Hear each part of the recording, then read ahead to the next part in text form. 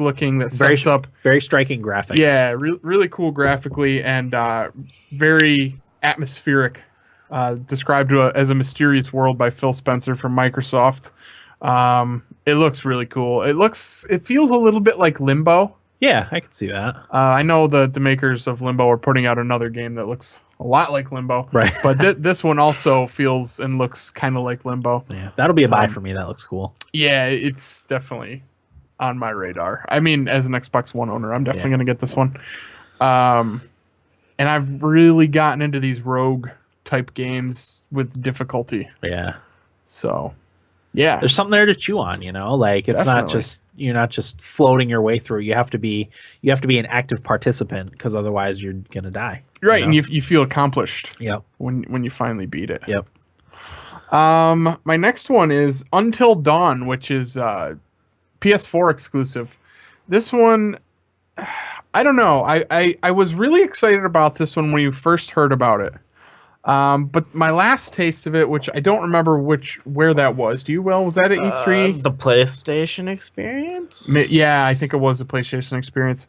It looks like it's kind of turned into a QuickTime event party. Which is disappointing. Yeah. So the way it sets up is there's 8 friends. It's like a bad horror movie. Is the way it sets up. There's 8 friends that go away to like a retreat in the woods in a cabin and kind of go south on them. And the part that still is drawing me in towards this game is that you have decisions to make, and those decisions that you make directly affects like who survives in the game. And I guess there's thousands of endings, and different people can live and die based on the decisions you make. There's big decisions, small decisions. It looks pretty scary. The QuickTime events might take away from that, I feel like, though. You know what I mean? Yeah. I don't know. I hope it reviews well, because if it does, I'll buy it. Same here. I mean, it looks kind of like it could be a Heavy Rain in a horror setting. Yeah, you're right. Probably not as good, though, considering how good Heavy Rain was. Right. But Until Dawn is definitely one to look out for if you're a PS4 owner, I would say. That's from Supermassive Games. Oh. Yeah. Okay. Yeah. It's a studio, you know. Yeah. Yeah, definitely is. I didn't know they were making it. Yep. Check out the trailers for it, though. I Until Dawn. feel like I watched some last year. The first one was better than what we saw last because, like I said, the QuickTime events just kind of threw me off. It wasn't what I was expecting out of it. Yeah. But I guess they're trying to tell more of a story with it than make it an action game. Gotcha. So I can kind of get behind that. I mean, we'll see how it is. I mean, I don't hate QuickTime events. I guess I wasn't expecting it for this game. Yeah. My next one, even though you can get into early access on this on PC, it is coming to PS4 supposedly this year at some point, and that is H1Z1. Game I'm really excited about, and I have played now on PC, which I'll talk about my experiences with it when we get to what we played later on. But basically, H1Z1 is Sony's answer to DayZ, which I don't know. It has mixed reviews. It has its high points and low points. It's a survival MMO in a post-apocalyptic world with zombies and other human players. Very sparse supplies as far as weaponry goes and things to eat, water. You have to take all of these things into account. Like there's foraging. There's going to be base building. That's not quite there yet, but it looks like that's going to be really cool. There's like, you're going to be able to form factions and build these bases to hold people off in. That's pretty cool. Yeah, it's one of these games where kind of like No Man's Sky, where you have to make your own fun, and what you do and the time that you put in, I think, is going to make or break that game for you. So 2 warring factions in a server can be going at it, and at the same time, a horde of zombies could come in and just mess with everything. Yeah. That would be so cool. It's got all of that going on. And, like, if you just like to adventure and find stuff, like, this has that, too. Yeah. The way I described it just from my brief time with it to these guys before we started recording was it kind of seems like a baseball game to me, where 6 innings of it could be pretty boring, where you're just foraging through shit. but then it always has the chance for like a walk-off home run. Yeah. Where something awesome could happen, or just weird or crazy or unexpected could happen. I mean, people have seen videos from things from DayZ. It's got that same kind of setup where just crazy shit can happen. And like I was talking about earlier with the dude I was watching on stream, where people were putting bounties on his head, like that just came out of nowhere. It was really cool. Yeah. It's got vehicles already. I don't know what else to say about it, but I am really looking forward to seeing where this game goes. I would rather play it on console myself, and I would probably buy it on console if it does come out on PS4. Does it have controller support? I don't know, Dan. That's a good question. I was using mouse and keyboard. If you look on the Steam page for it, if your Steam is up, it's not. Oh, okay. I'll check after. Okay. But man, I'm going to talk about my experience with it later on. But that's the short of what goes on in that game. I don't know why. I'm not the slightest bit interested in DayZ, but this one I'm way more interested in. I don't really know why. I was going to ask that, like, how different is this one compared to the games like, you know, like Rust and In the Forest and 7 Days to Die, and they all seem to have like the same. That played them. They all have the same setup. So I'm just is this one just, are more people talking about it because it is Sony, as opposed to like those other games were more? It's new. Well, independently developed. This is bigger, isn't it? It's an MMO. It's a huge world. I think, no, I mean that's the setup for those other games. That's why I'm. Are those MMOs like that big? Oh, are they? I think so for a lot of them. I think it just this one's the new one out right now, so everybody's playing it. The big attraction to H1Z1 is the base building thing. That is not in DayZ, which I would compare it closest to. The Forest, you don't play with other people. It's just kind of by yourself. Rust, I don't know. I didn't play Rust. You played Rust. Is there base building in that? Yeah. Yeah. Let me read you the description of the base building on the H1Z1 website. Protect yourself from the elements, enemies, and ever-impending undead by building a defensible base. Group with others to create heavily fortified location, whether a customized shack, a shanty town, or governor's mansion. Barricade yourself, your friends, and your possessions before you meet a sudden death and lose it all. And there's kind of a picture of a base that's been built there in the background, and it's like just the thought of doing that with people is awesome to me. It's just you got to do it. Right. You got to put the time in. This is definitely a time consumer, and it, like I said, what you get out of it, you're gonna have to put the time in to get anything out of it. But from what I've played, I'm pretty willing to do that. So, oh shit, Eric. Sorry. So that's it for H1Z1 until we get to what we played. I do have a small story about something that happened to me. So Uncharted 4 is my next game. And I've been listening to a lot of podcasts lately, and the hubbub seems to be that this isn't going to get released this year either. Really? Which would be a pretty big downer for Sony, I feel like. Yeah. Naughty Dog's latest game, latest entrance into the Uncharted series. Nathan Drake comes out of retirement to find, I guess it's based around finding a pirate's bounty, or a pirate's treasure, a big pirate's treasure. And they just released that gameplay trailer recently at the what was that at? That was at the PlayStation Experience. Yeah, PlayStation Experience. Looks amazing graphically. I don't know if you're into like the third-person cover shooters and you've liked Uncharted in the past. I'm sure you're gonna enjoy the new Uncharted. It only looks better. You know what I mean? That's a series I still want to go back to, and I'm hoping that like Borderlands, they're gonna release a package for PS4 where I can get that and play all of those games again, or for the first time. But yeah, there's not really too much other information out there on Uncharted 4. I mean, you kind of know what you're going into. Yeah, by the fourth one in a series. Yeah, but Naughty Dog, I trust Naughty Dog with my life at this point after Last of Us. Anybody looking forward to that at all? No, not really. See, I don't like that type of game really, but I like Tomb Raider. It's very similar to Tomb Raider apparently, but I have a vested interest in Lara Croft because I've played a lot of the old Tomb Raider games. So, all right. Uncharted, just I don't have any experience with it, so it's not. I probably would like it if I played it, but okay, cool. Yeah. this one is one that the more I look into it and the more I see of it, the more excited I'm getting about it. This is Quantum Break, coming exclusively to Xbox. Really hope this comes out this year because it looks awesome. It's based around time manipulation.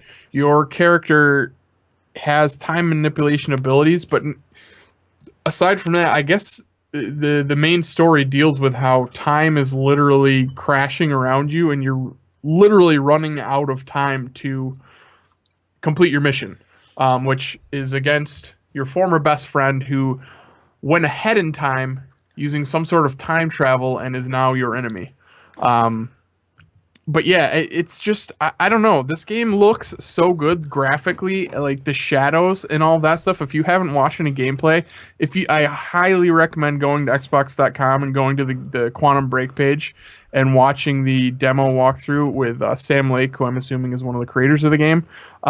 He does a good job of explaining what's going on in the 16-minute walkthrough, because it's the one that I broke down another time when I was talking about this game, but obviously he would do a better job as a creator of just talking about the world and what is exactly going on in it. Because one thing that I didn't know when I watched this video before, it seemed like maybe the character paused time himself, which isn't actually true. Like I said, time is literally breaking down around your character, so time will just stop. And you kind of have to work your way through dangers that are around you while that's going on. And I don't know if there's like the risk of time just coming back up and bullets coming at you or cars flying at you or stuff like that. I'm assuming that's part of it. But there's stutters in time where like the screen will just kind of go wacky and time is just going in and out. It's really, I think it looks awesome. And it's probably honestly one of the games I'm looking most forward to this year. Yeah, I'm really excited for this game too. Yeah, and I didn't even talk about how they're tying it into TV. Which I was going to ask you if you're going to watch this show. I don't know. I probably will check it out. I'm just going to read the quick blurb from it from the website. How you play the game shapes a personalized version of the television show. Watching the show gives you strategies and insights that will impact the way you play the game and helps you discover unique content within the game. So yeah, I don't know how that's going to work. So how you play the game impacts the show? Apparently, it like personalizes it to you. That's kind of crazy. Here's what I'm thinking. The stuff that happens in the game unlocks like a different... Like they probably filmed everything in advance, you know, and there's the show coming out like alongside the game. I would imagine. So when you complete an event a certain way in a game, it unlocks that part of the show as opposed to like another part of the show. Is how I would guess it would work. That's how I'd customize the show towards you, toward how you played the game. That's pretty cool. It is very cool. I like that. And like I said, the gameplay looks fantastic. You can slow time. Like I said, you can't freeze it yourself, but he can slow time down. And what that does is it kind of brings a stealth aspect to it, because when you slow time down, you can run around the map. Like if your enemies have spotted you, you can slow time down, run around the map, and then they don't know where you are, and it confuses them. And you can also slow time down and run up to them and like perform finishing moves on them. It looks awesome. The gameplay and take the graphics. Their shirts off. Yeah, you can strip them down nude, do whatever you want, atomic wedgies. But this one's from Remedy Games, and I'm really excited about that one. Right. Will, you're going to get that, right? Yeah. Yeah, I'm a big fan of Remedy games to begin with. What else have they done? Alan Wake, which I liked a lot. Oh, that's right, and Max Payne. Max Payne. Is there any running around in a forest in Quantum Break? Gotta be, right? It's a prerequisite. They've mastered that set piece. Not a fan of those two series, as it turns out, but I am still looking forward to that. My next one, The Division, which is another one. I think one of my bold predictions is this is not coming out this year again. But another post-apocalyptic feel in New York City. Gonna focus on teamwork. Apparently, it's I guess it's pretty seamless, where you can jump in and out as you please, and it's not gonna affect your party's gaming at all. One of the aspects that I thought was kind of cool with this, and might be the first one to really do a good job with like a companion app. you kind of become an extra party member on your iPad or whatever the case may be, and you can actually point out enemies on the map for your party members and attack those enemies with different kind of attacks that aren't available to the people that are playing actually in game, not on an iPad or whatever the case might be. I think that aspect is really neat. Just kind of the way the game looks in the interface. I think we've talked about this before, and Corey agreed with me. The map that you bring up is like this thing that comes up almost from underground, and you kind of stand on it. It looks so cool. Yeah, it's augmented reality map. Yeah. I don't know. This game, this was the one that was my game of the show in 2013 when Corey picked Metal Gear. Still really excited for this one. I hope that it comes to fruition and actually lives up to the hype. But please, Ubisoft, please. Yeah, don't fuck it up. I think that's everyone's sentiment. It is everyone's sentiment. Which Ubisoft studio's doing it? Do you know? Let me see if I have can a feeling find Montreal, but I can't. it. That would be a good thing, right? Yes. Ubisoft Massive. Oh boy, that's everyone. Oh god. But yeah, this is another one where you're gonna find loot. It's got a lot of RPG elements to it, which I guess is their big push and what kind of sets it apart from other of these open world games. But it's gonna have loot and a lot of squad combat stuff to go along with that. So I'm still really looking forward to this game. I'm cautiously optimistic about it. I don't have a ton of faith in it, but Sure. But if it comes out, you'll buy? I mean, that's a review. I gotta wait for reviews for that one. Okay. Definitely. Fair enough. I was too soured up by other Ubisoft products Oh, that well. I purchased. And honestly, who could blame you, Dan? Not me. And last, but certainly not least, first in my heart, No Man's Sky hopefully comes out this year. And honestly, my time with H1Z1 has only made my lust for No Man's Sky that much more because I feel like it's shown me that I will be willing to devote my life to a game. To one game. To one game and make my fun. And that's what you're going to have to do in No Man's Sky by the looks of things. I'm just going to read a couple of the small... The website is short and sweet, and I really like that. And I'm going to just read probably most of it. No Man's Sky is a game about exploration and survival in an infinite, procedurally generated galaxy. Whether a distant mountain or a planet hanging low on the horizon, you can go there. You can fly seamlessly from the surface of a planet to another, and every star in the sky is a sun that you can visit. Where you'll go and how fast you'll make your way through this universe is up to you, and it's yours for the taking. So they're kind of telling you right there, like, you're going to make your experience here. We're giving you the canvas, you paint on it. I didn't realize there was going to be as much combat in this game. They kind of talk about that a little bit. The dangers that you're going to find. Every solar system, planet, ocean, and cave is filled with danger, and you are vulnerable. Your ship and suit are fragile, and every encounter can test your skills to the limit. From dogfighting in space to first-person combat on a planet's surface, you'll face foes ready to overwhelm you. One mistake could see you lose everything. In No Man's Sky, every victory and every defeat has lasting consequences. Yeah. So that's kind of interesting. Yeah, I know there's like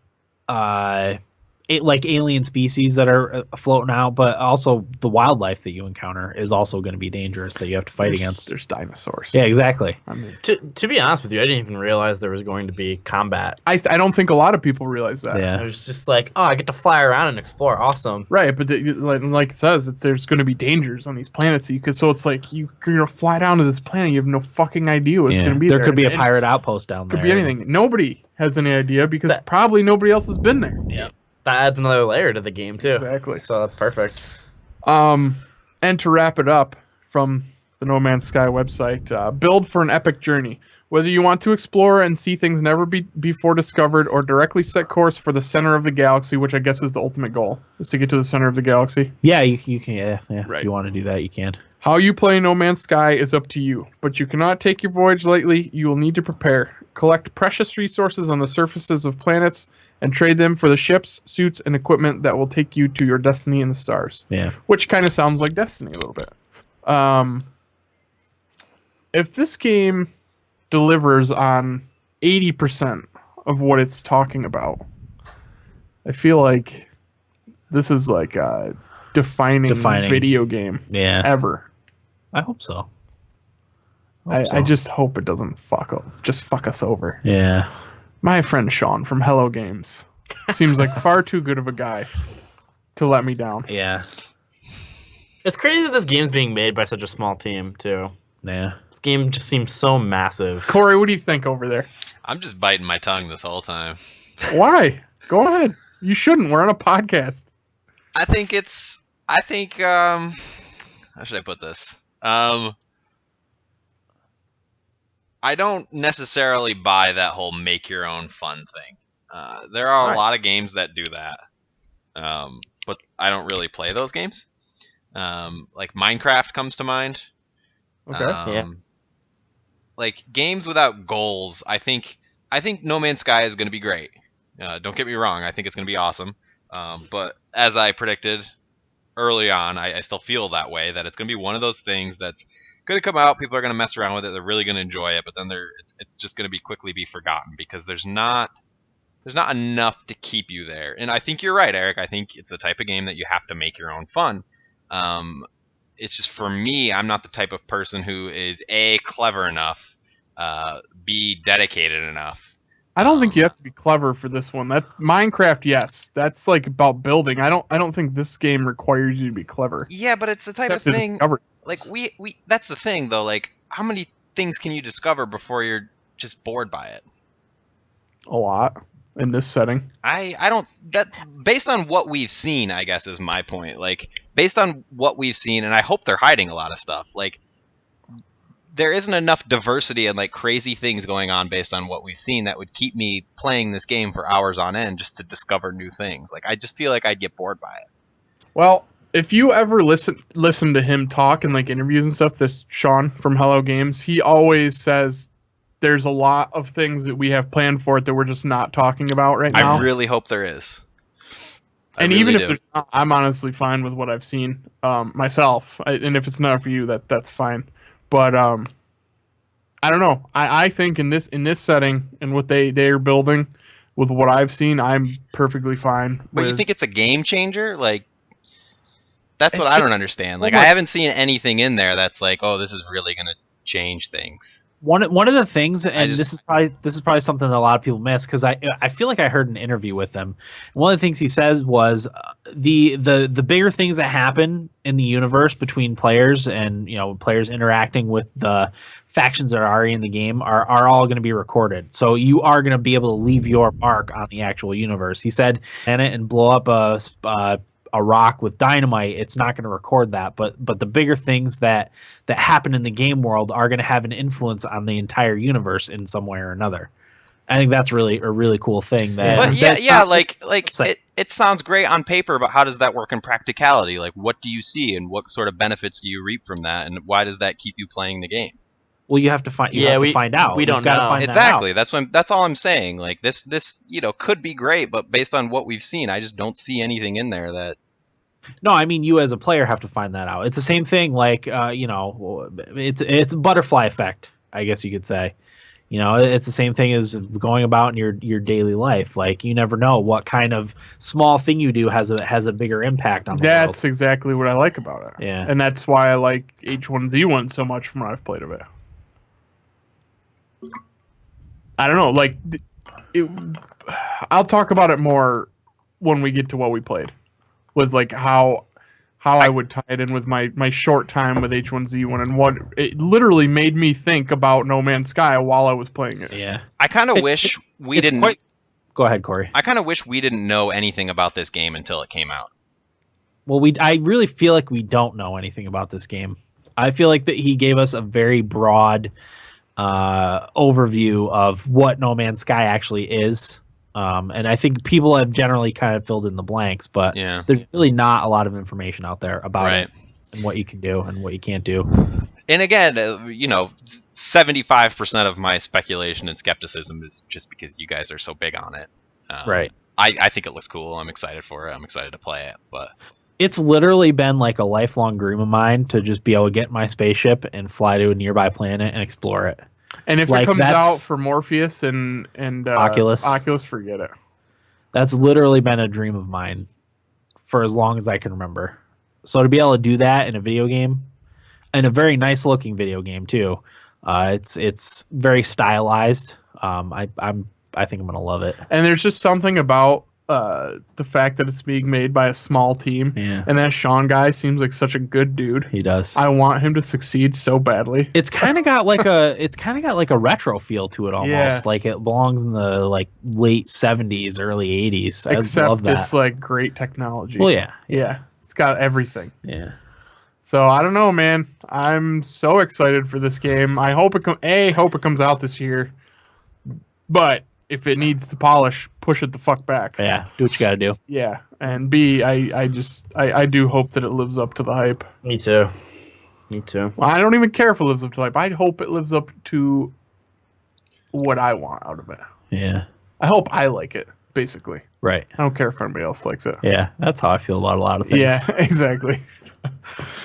So, yeah, that's it for my games. I did have some honorable mentions that I know that none of us were going to get too in-depth about that I'm excited for this year. Let me pull that up here. Assassin's Creed. That was not on my list. Victory. Nobody hit Mario Maker, but I don't think there's really too much to talk about with that. Yeah. So my honorable mentions, I didn't even know this was announced, and this could be complete bullshit because it was on Wikipedia. Gran Turismo 7. Was that I announced? haven't heard anything about it. Okay. Well, if that was announced, I'm looking forward to that one. Hotline Miami 2. Yeah. Big fan of the first one. Mm-hmm. Inside. That is the one from the makers of Limbo. Okay. Okay. Play Dead. Oh, yeah. You played it? No, Play Dead. Yeah. Okay, yeah. Looks a lot like Limbo. Yeah, I remember that one. Yeah. The new King's Quest entry looks pretty cool. I already talked about Ori and the Blind Forest earlier on. Project Cars, still looking for that racing game. The Talos Principle, I know is out on PC, but it's coming to PS4 this year. The Tomorrow Children, I don't even know if that's supposed to come out this year or not. I couldn't find anything. But that was one that I was really excited for when they showed the release trailer for it. Mm-hmm. That's awesome. Yeah, and The Witness, we're still waiting on. The Witness, yeah. I haven't heard it. That was supposed to be out. That was supposed to be a release window game for PS4. Wow. So that's Did nobody mention Zelda? No. That's not coming out this year either. I thought No? somebody would do it. I don't think so. All the podcasts I listen to don't think any of these big games are coming out this year, especially Zelda and Uncharted. Those are the two that are unanimous that none of them think are coming out this year. Yeah. Hyper Light Drifter is one that we didn't cover that I thought about covering. That looks really good. It's a indie game, but Yeah. I think that's everything, right? I hope so. Sure. Yeah. We've been We'll here take like 6 hours. Yeah, we'll take a quick break and be back with what we played and feedback right after this. Okay. Oh yeah. What time's what we played start? 2. God, if No Man's Sky comes out this year, we're gonna get into some real good arguments on the Game of the Year. Yes, we are. Show. 2:15:27. Thank you, Dan. Wait, Eric, when you did your PlayStation Game of the Year, does that include games that are also coming out for PC? Like I said, I don't usually count PC when I say exclusive. So I did. I think I mentioned No Man's Sky when I talked about it. Yeah, you said Uncharted, No Man's Sky, Bloodborne. The order. I'm gonna take a bite of this and we can So you got there, Will. sub. Little delicious. submarine sandwich. Where's Russell Wilson's jisms? It's in there. I had it flown over. Will, when do you start cutting weight? Next week? 1 second. What's Star Citizen? That's kind of a space MMO RPG. That's one I'm really looking forward to too, but that's not supposed to come out until next year. I saw something about that today or yesterday. They're kind of releasing it in pieces right now. But that's the one I don't know if I talked about on the podcast, but it's like there's the galactic government, I guess, is a little bit like the Roman Empire. If you have citizenship, you're actually in that empire, but if you don't, like you're basically a nobody. You know, you're a pirate, basically. And it's you can have little tiny ships up to huge It's almost like Eve. Cool. A little bit. And you know how we talked about Elite Dangerous? Yeah. It's a little bit like that. Okay. I'm cutting calories all next week to the point where I'm gonna be at like the one that I'm gonna stick at. Because it's not good to just go from 4,000 to 2,000 or however many I'm gonna go to. Overnight. One day. So. So February 1st is when I'll be like officially at the number and going. You're gonna be cranky. Oh my god, I'm cranky as is. Just thinking about it. Yeah. Drink lots of water and go for lots of walks. Yeah. You got to keep occupied. Which I'm not very good at. Start smoking cigarettes. I actually joked about that today, that I was going to start smoking. If you get bored, that's when you're going to want to run to the fridge. That's my problem. I'm a bored eater. Yep, me too. When stuff doesn't appeal to you, when you go to the fridge and stuff doesn't appeal to you, that's when you're bored eating. Yeah. Yeah. All right, ready? Yeah. Here we Wait, go. I gotta pee. All right. Mike asked why you were cutting weight. Corey said bodybuilding comp. Now I'm fat. I'm almost at 190. Will's getting swole. Kind of. It's for his lifting. Yeah. I started at 150. I'm at almost 190. Fat. I'll give you. I have stretch marks on my back. It's disgusting. Yeah, but it's from lifting. It's gross though. My stretch marks. What are you trying to say, Will? We joked about stretch marks before. Mine are from pizza and Yeah, Mountain Dews. Mountain Dew, yeah. The hard stuff. I don't know. They're not bad. The one on my arms are, or arm right here. Very self-conscious about myself. Meh. That'll go away. Yeah. It's amazing I do a podcast with my self-consciousness. The older you get, the less you give a shit about anything. That's for damn sure. Yeah.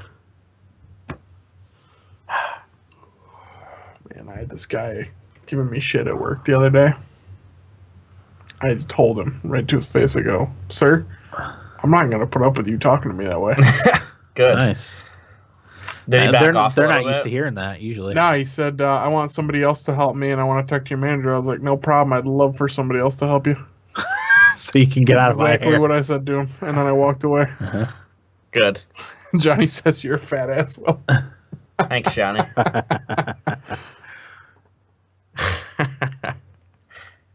I don't have the patience for these fuckers anymore. You know what the problem was? This Indian guy couldn't understand what he was saying to me. They have to give their birthday Yeah. to put into the system in the pharmacy, and like I could not understand what he was saying, so I had to ask him like 4 times, and he told me I was rude because I had to ask him so many times. I lost it. Yeah.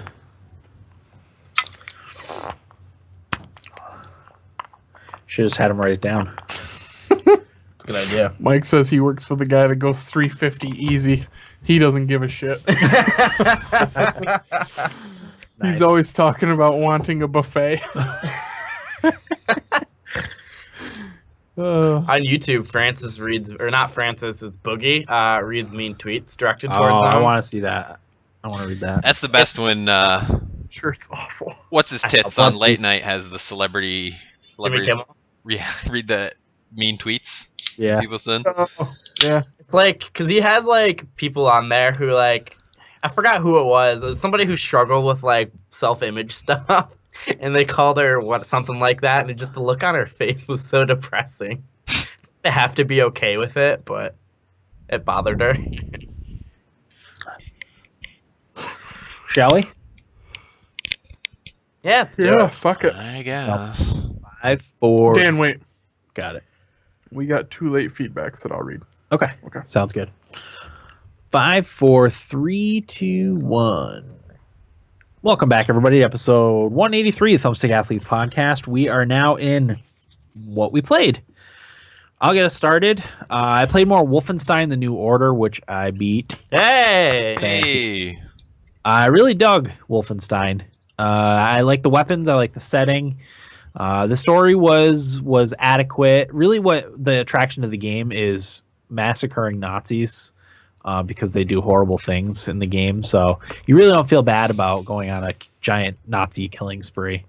I like too that it gets a little science fiction-y too, with some of the inventions that the Nazis have. Like later in the game, you get like a laser weapon. That's what I didn't like about it. Oh, really? Good, yeah. I thought that was kind of cool. You spent a little time on the moon, which was neat. Oh.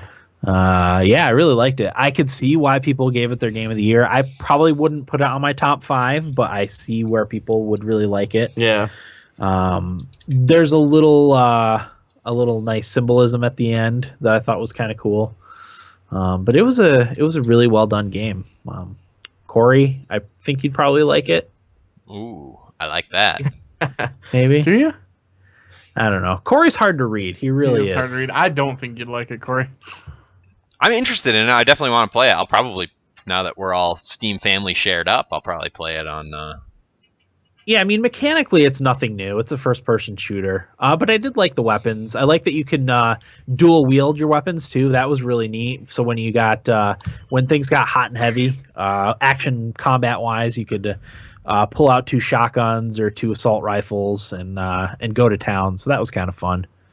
I only spent $20 on it, which was a steal for the enjoyment I got out of it. $20. It is a steal. When is it going to be not okay to massacre Nazis? Probably never. Never. Never. They're a universal bad guy. Yeah. So It just kind of makes you wonder. Like, there's been worse people in the world. Probably. It's recent. Like slavers. When can we start massacring American slavers? Is there? I'm trying to think if there's a game that probably not a game that you could do that. Well, isn't there slaves in Assassin's Creed 4? Yes, I think you could free slave. There was a slave, a DLC. Yeah, Mordor. That's pretty recent. Yeah, no, there's a DLC. I think there's a DLC for Assassin's Creed 4 that involves the slave trade. Could be. If I remember correctly. Interesting. But, yeah, I really liked Wolfenstein. It was good. So after that, I went back to Beyond Civilization Beyond Earth, which I hadn't played since probably November, and I beat that too. Hey, thank you. I actually finished both of these games last night. I was gonna ask, when do you play? Because I never see you on. I rarely see you on Steam or anything. I rarely start before 10. Okay. 10:30 when I can finally sit down. And last night I started playing Civ at like, I don't know, 11:45, and I played like 2:30. Okay. So I did the Promised Land victor. No, I don't know. I brought the people in from Earth and settled them in my civilization, and that's how I won. I don't remember which victory that is, but oh, neat. It took me a while to figure out what kind of path I was going on, but once I got the hang of it, it's Civ, you know. Yeah, it sure is. And ultimately, I did like it, even if it was a little disappointing and didn't change up the formula as much as I had hoped. It's still a good game. Well, that's what I said. I mean, I think I had it as one of my top 5 disappointments of last year, but even that's it's still good for Civ. Yep. It's just a very high bar to live up to. Absolutely. So that's all I played. I don't know what I'm going to play. I got Dying Light coming out next week, so I probably won't start anything new. We should play some GD Borderlands. We should play Borderlands. You're right. That's a good idea. Okay. Will, what do you got? I got a lot of things for you, Dan. Let's see. I finally finished Final Fantasy Tactics. Hey. I have 70 hours into that game, so... You beat it, you mean? Yeah, I beat it. Well done. How many times have you beat that game? Oh. Umpteenth amount of times. I'm just gonna count it every fucking time. I mean, once a year. Yeah. Once a year is fair. I don't like that. Well, does that mean, Dan, if you and I beat Borderlands, you don't get it as a beaten game? No, I already beat it. Games, guys. It's games you beat. I think it should count. You could beat it more than once. Why not? I hear you. I just hate because part of the thing, like, because I beat it this year. Part of the thing is playing new games. So, like, if we don't want you to play the same game over and over again and beat it. You know, I already beat Borderlands, the pre-sequel, so I don't get another beaten game for it. You know. Here we go with more wonky rules. Well, no, I think you can count a game once a year. Yeah, I agree. Because I'm going to play BioShock Infinite again this year. Yeah, let's keep amending the Constitution, guys.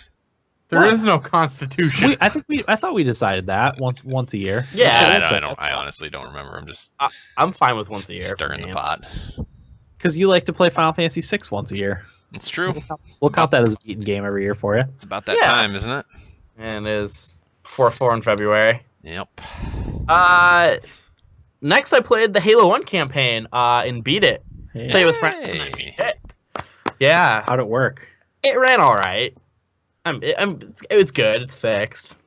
Halo. Right. Fun.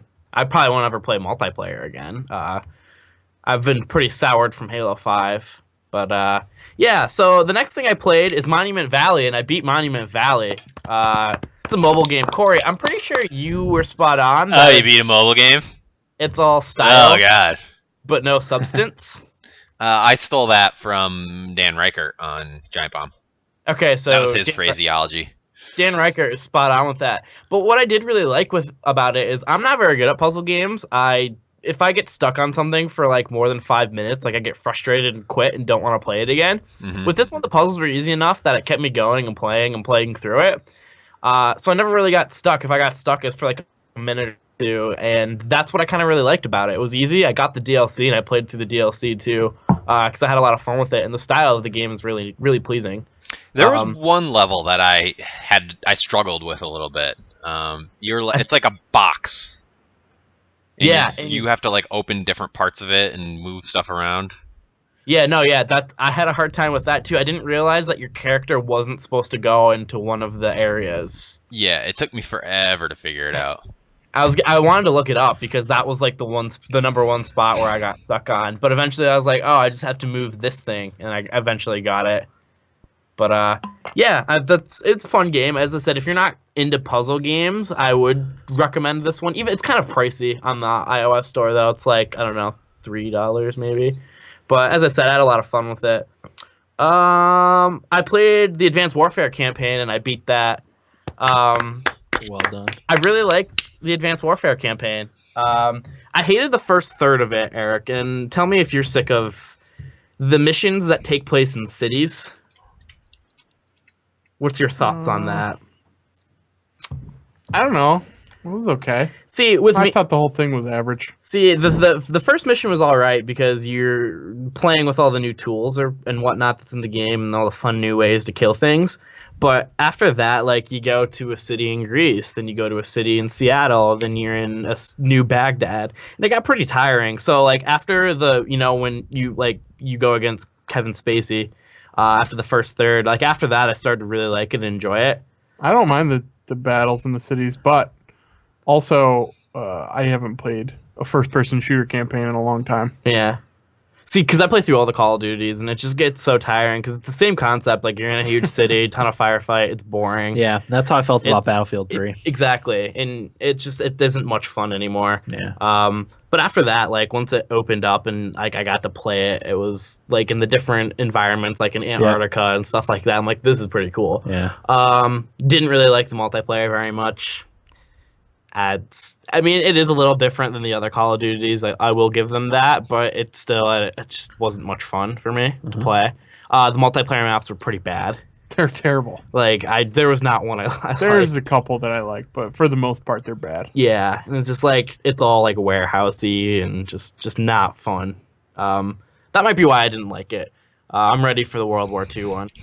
I will be buying that if that is the case.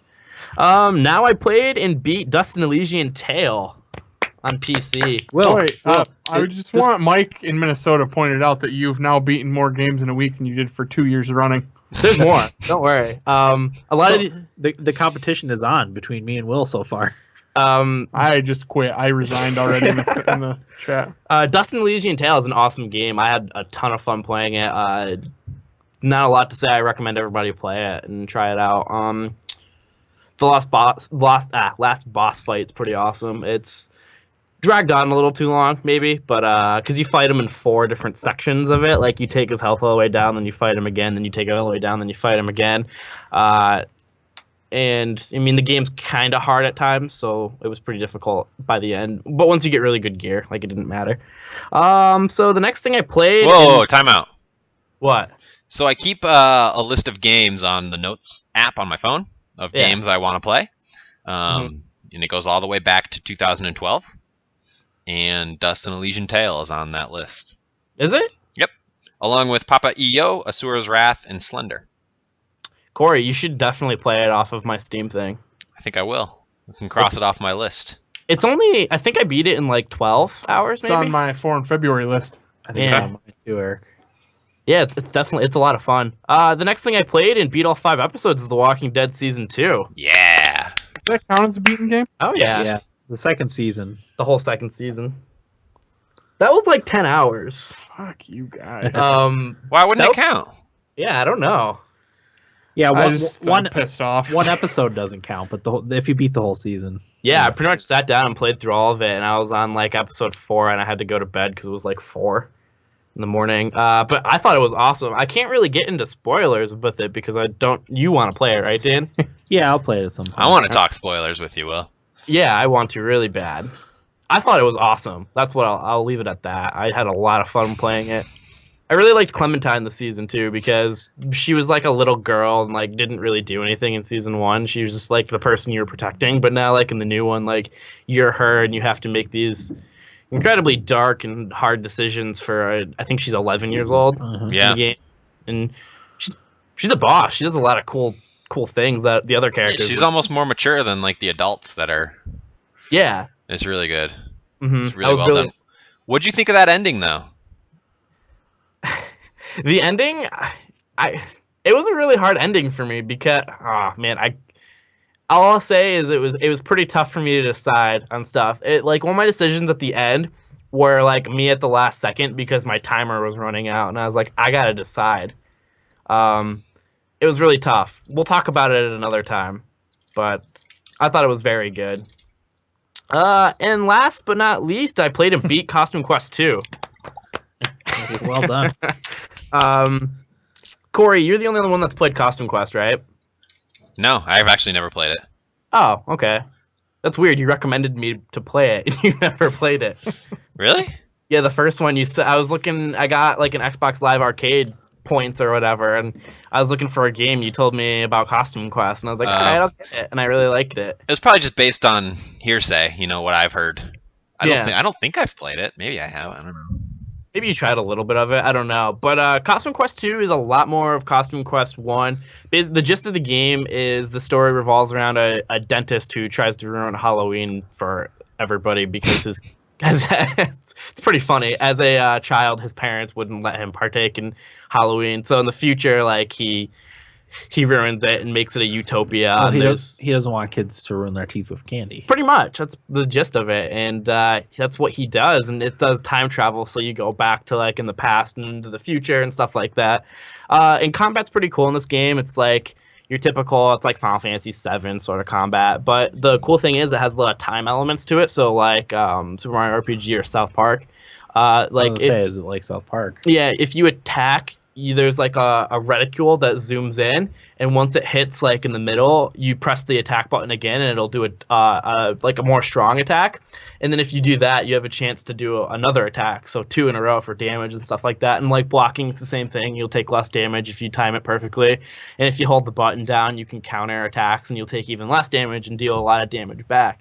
So it's got like an active combat and stuff like that. And the different classes are like in the costumes and stuff like that. So there's like a ghost costume and it does like its different ability and stuff like that. There's a Thomas Jefferson one, and it launches nukes at enemies. And like while you're playing in the game and walking around the world, you can do his diplomatic stuff, and it like opens up side stuff in the game. Oh, that's kind of cool. Yeah, it's pretty fun. I think it beat 7 hours maybe I played of it and beat it. It's pretty cool.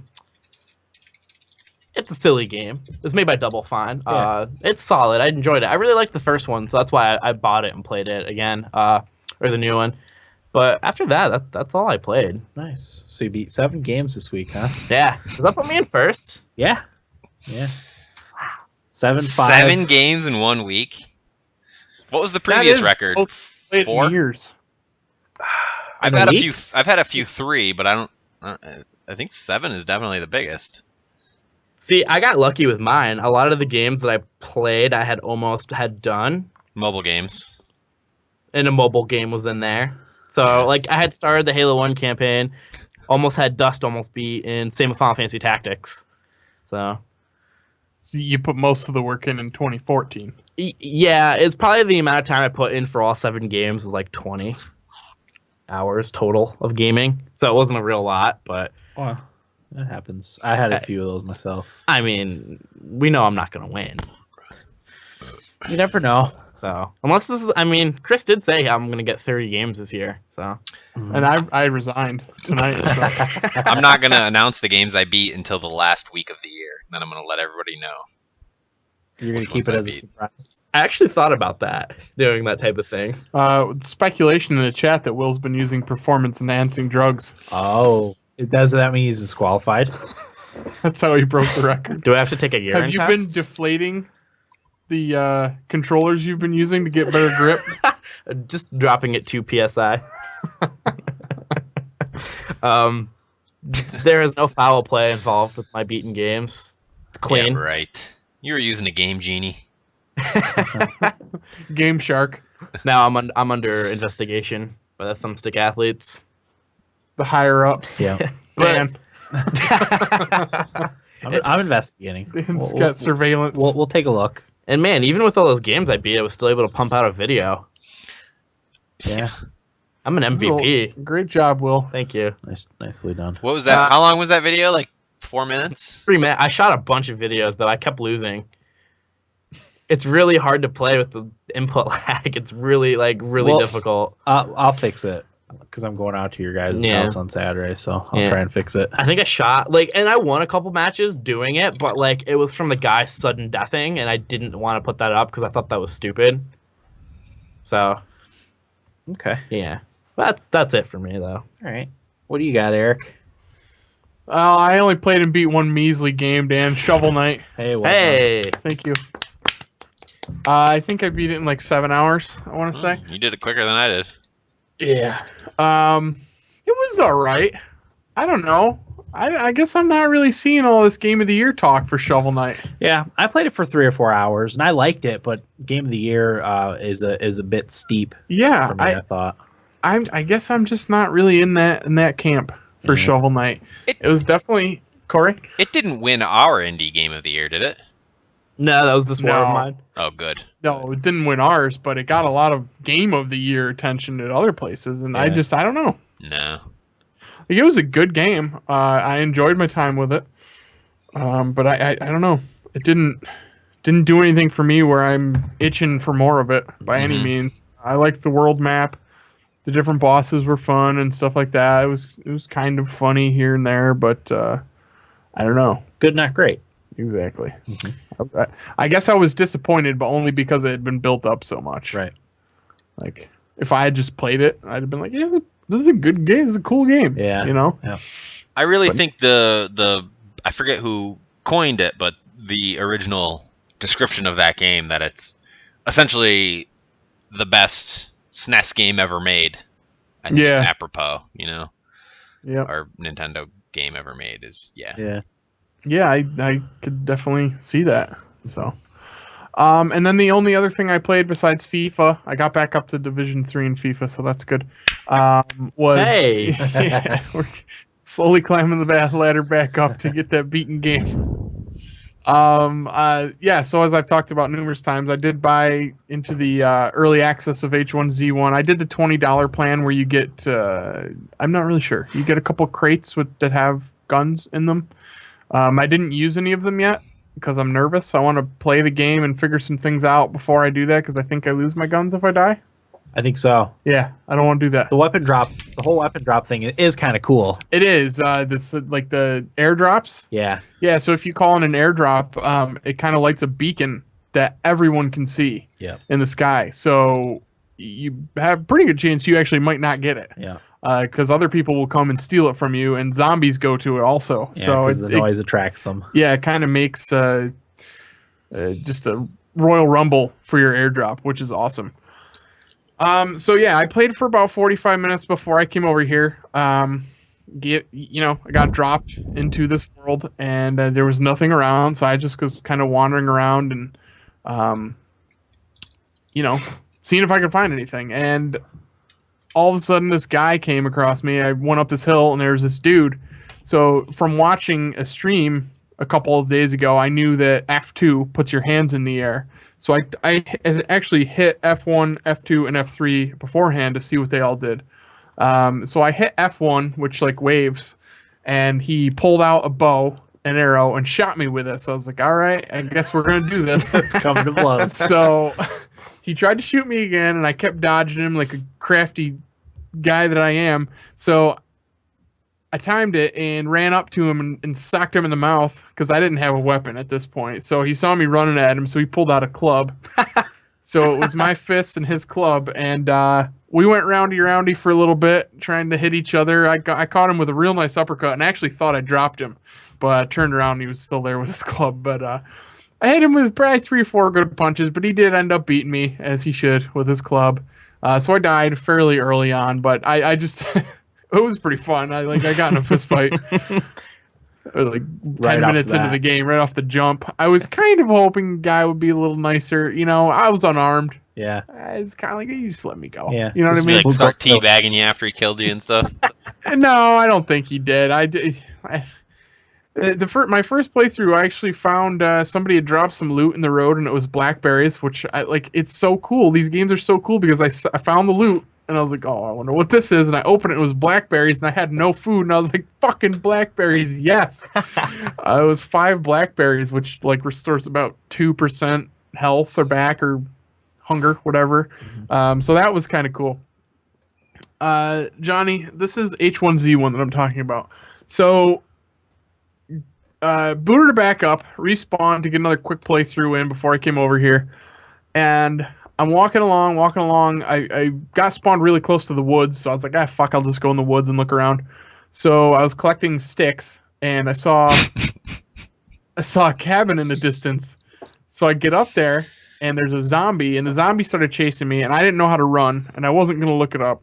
So he was catching me. I was like, all right, I'm going to get in a fist fight with this zombie then.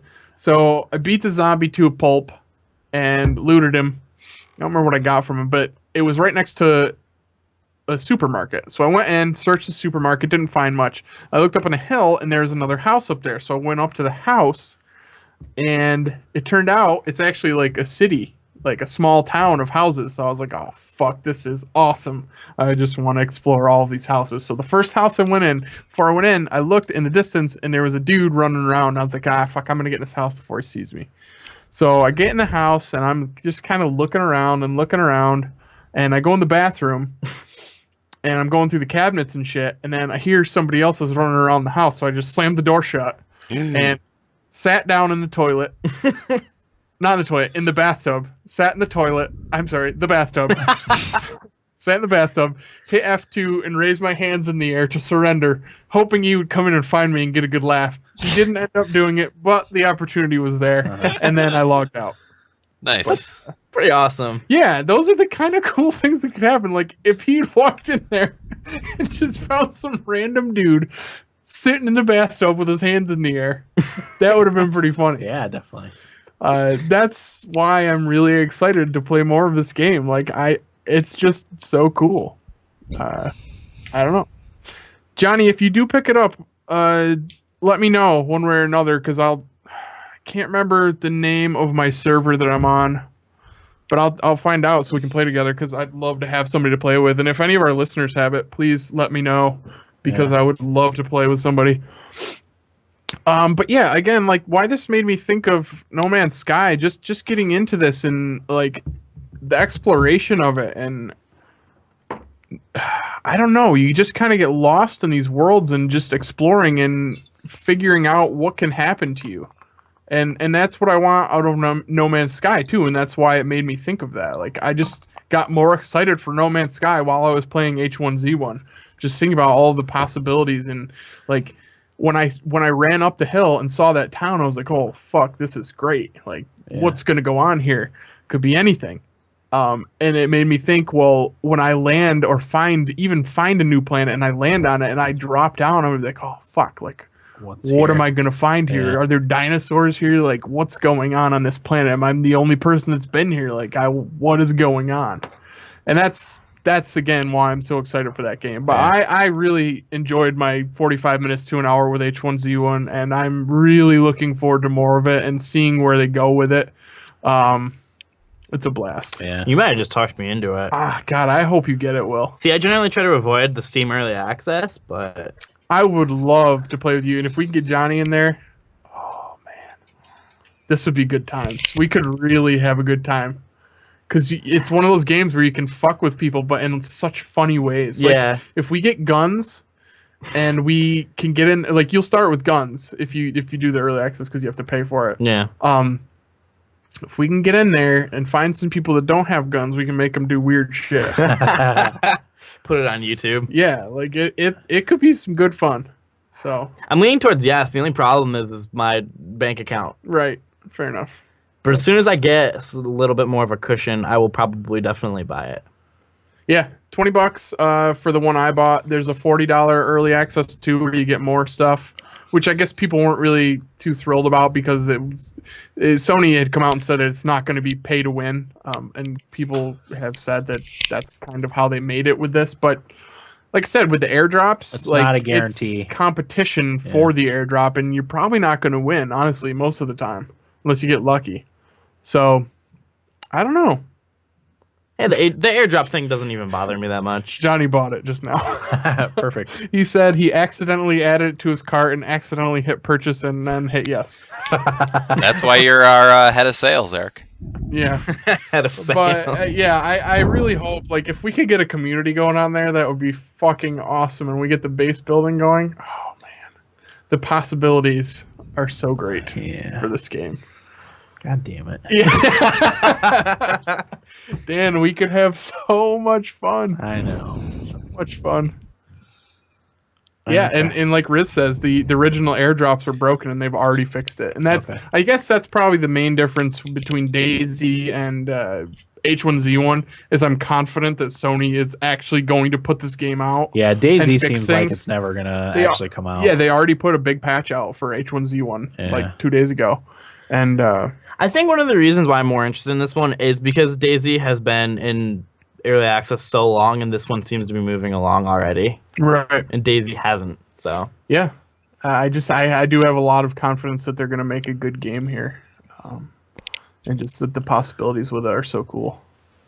So, looking forward to it. If the old lady's asleep when I get home, I'm going to jump back on. Nice. Yeah. It's one of those things that you could be playing, and all of a sudden it's 3 o'clock in the morning. That's what happened when I got on. Yeah. I got on at around 6 o'clock, and I thought I'd been playing for like 10 or 15 minutes, and it was 6:45, and I was like, oh, fuck, I got to go. Yeah. So, yeah. Okay. If anybody gets it, please let me know. Yeah. Okay. All right. Corey. What do you got? Ooh, more Dragon Age talk. Sweet. You I think I'm seem- going to trade that in. You seem thrilled. No Yeah. interest, huh? No, what from me? Yeah, what the hell, guys? I thought we could talk some Dragon Age. Oh, no, that's fine, man. I'm just saying for me, Not gonna go back. I don't to think it. I'm going to go back to it. Yeah, you might as well trade in while it still has value. You know. Mhm. You don't Your wanna... game of the year. It shouldn't have been. It really should have been Dark Souls You're 2. not gonna go back to it. The more I think about it, it should have been Dark Souls 2. And I could change my mind. It wouldn't make any difference in what won. Yeah. But yeah, because I still want to go back to Dark Souls 2. And at this point, I don't feel like I want to go back to Dragon Age. Yeah. I don't blame you, Eric. I'm gonna play through it and I'm gonna beat it. Mostly because there's nothing else that really interests me right now that I want to play. So I've been like forcing myself, and I shouldn't have to do this with games, and that's how it's like my sign that it's not a great game. But I've been forcing myself to really get into it. And one of the ways I've been doing that is reading Dragon Age lore on my phone. Every night when I crawl into bed, I read Dragon Age lore on my phone until I fall asleep. Just because I'm spending so much time in that universe, I might as well try to understand it more and get some of the history and what's actually going on in that game beyond what we see in the game itself. So there's that. Another thing I've been trying to do is not letting myself get burnt out on the game. I'll play 2 hours here, 3 hours there, never more than that length. And if I feel like I'm getting frustrated and bored, I just won't play it at all until I'm ready to go back to it. Again, that's not something I should have to do with a game that I love. But I'm doing it because I do want to play through it. So that's where I'm at with that. I'm still having issues with combat. It's still no fun to me. I'm level 16 now.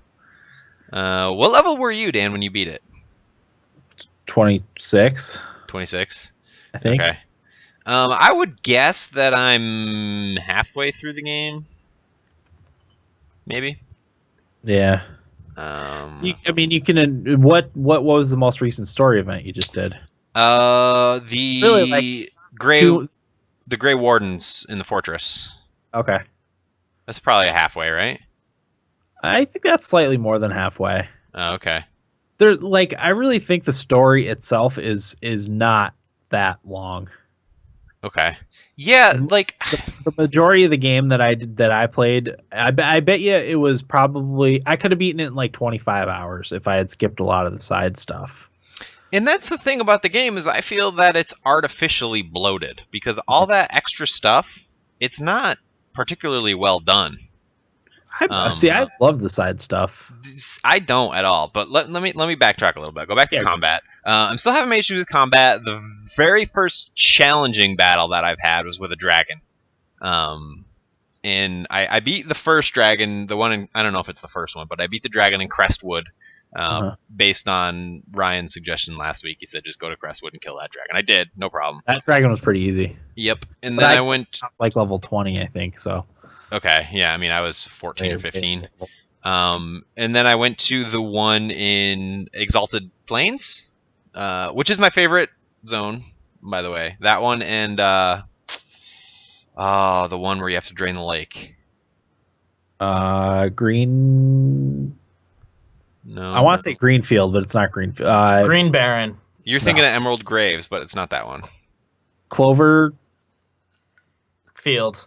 I can't think of the name of it now. Doesn't matter, but that's my other favorite one. Ridge. No, that's not it. Go ahead. But the one in the Exalted Plains, the dragon in the swamp there in the corner, whooped me pretty good, and it's the first time I tried to use the strategic overhead view and choosing individually what each character does and slowly advancing through time and stuff. And I just was not impressed with those features at all. I have 2 ranged characters.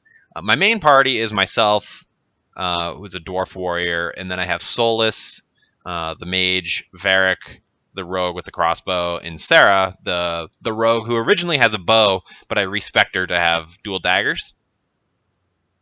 So me and Sarah go to the dragon one-on-one, and then I want Solus and Varric to just stay off to the side and fire their shit. And no matter what I do, I can't get them to stay put, and it's so frustrating because they come up to the dragon, and then they get hit by all the dragon's area of effect stuff. I can order them to go to a certain spot, I can tell them to hold, and they'll do it for like 30 seconds, but then something will happen, and they'll move, and then they'll get killed, and it's so frustrating. Yeah. One of the things that at least Dragon Age 1 did a lot better is you had a lot more space for custom commands for the AI. In this one, there's only 4 or 5 options for the AI. And the other one, you could have up to like 10. So you could tell them if they get hit to move away. But in this one, you can't. No, you can't at all. And it's so frustrating. They're ranged characters, and I set them in a specific spot, like far away from the battle that was happening, because they're squishy. They get hit and they die. And they just wouldn't stay there no matter what I did. And that's really frustrating to me. That's not the hardest dragon battle. The hardest one is in Emprise de Leon. Yeah. And that one took me quite a few times, and I had to have 3 tanks and 1 mage. 3 heavy melee characters and 1 mage was what I do like that there is that difficulty spike though, just because I've been having such an easy time with the game. I want something that forces me to like think about what I'm doing. And, put the right equipment on my players, and that's what I had to do for that specific one, the Highland Ravager dragon. Yeah. I like that that's all there. But, I'm still having my issues with combat. I also think, Dan, going back to what we were talking about before we went back to combat, the quests, I just feel like they're so poorly done. Because especially nowadays, you have games like The Witcher, Divinity, even the previous Mass Effect games. Like all their side quests are so much better done than the side quests in Dragon Age. And even the previous Dragon Age games, I think, did a better job with the side quests. In quests in general in Dragon Age Inquisition, I feel like the decisions that you are making are, well, first of all, I don't feel like you're making very many big decisions along the way. With the main story stuff, yes, but like the side quest stuff, you're not. I just remember in Dragon Age 1 and 2, like making decisions on how to proceed with a quest and how to beat it. And this one, it's like that decision either isn't there or it's so black and white that it's like, well, why wouldn't I choose this one way to do it? Yeah. You know what I'm saying? Yeah, I get you. I'm trying to think of a good example. Oh, it was there. I was doing one of Iron Bull's side quests, and it was like, A, kill all his chargers, or B, have them survive. And it's like, who would choose to have them all die? You know? Some people probably would. I don't know about that. Like, No, for that specific one, you had to balance like whether or not you wanted to assist the Inquisition or if you want to help out Iron Bull and have all of his guys survive. yeah. So it's up to you, like what you prioritized. If you prioritize the Inquisition itself or prioritize the Iron Bull's friendship. And the only reason I'm bringing that one up is because I feel like that was the best example, absolutely example of it. Yeah, definitely. Which is sad. Because there really isn't that much of that other stuff. I mean, it's like a 100-hour game, and like that's the only one where so far that I felt like I'm actually making a meaningful decision, and even that I feel like it's a bit of a stretch. Maybe I would imagine if we got the statistics on it, maybe 10% of people said, "Yeah, let the Chargers die." Yeah, I don't even know if it would be that many. Spoilers. But I wouldn't do that. It's very frustrating, and a lot of the quest stuff, the distracting side stuff, is all OCD. Like, go here, collect this, collect this, collect this. If I have to close another fucking Fade Rift, I'm gonna scream. They're so boring. It's the same thing every time. It's not interesting. It's not different. It's the same thing, and you do it 10 times a zone. I wasn't bored with it, but I'm LCD about that stuff. So yeah, I mean that's all it is though, and at least with when you're planting the flags with the landmarks, at least you get a little bit of lore. With the Fade Rifts, it's the same thing over and over and over again. If it's a little bit higher level, you get a little bit of a different monster. I guess maybe if I enjoyed combat, I would find that more enjoyable. But since I hate combat, I don't know. It's so stupid to me, and I'm so sick of it. Maybe I would maybe have like 2 or 3 Fade Rifts in a zone. There doesn't need to be 10 of them. Yeah. You know what that reminds me of is closing the Oblivion gates in Oblivion, but not as annoying as that. That was way worse. That was pretty bad, for sure. And then the other one is collecting the shards. Like I'm so sick of trying to find the right rock to jump up to get to the shard. It's awful. It's you're absolutely right. That's all OCD stuff, and that's all stuff I have to do in a game. And I like that. I mean, I don't hate that it's in there because it fills these giant zones with stuff to do. But there doesn't need to be that many frustrating jumps up rocks to get to certain things. I don't know. It's really frustrating. And again, like I'm doing all these things to make me enjoy the game a little bit more. I still feel the same way, and I still think it's a good game. Don't get me wrong. There's better examples of how to do these things in games, and Dragon Age is good, but it doesn't come together for me. Like, you know, all the gameplay elements don't come together to me in like Game of the Year fashion. Corey, what's up? Remember how we summed up our video game awards? I don't remember. Wasn't a very good year in games. No, it really wasn't, man. It really wasn't. So, except for Nintendo. Yeah, well. Yeah. Okay.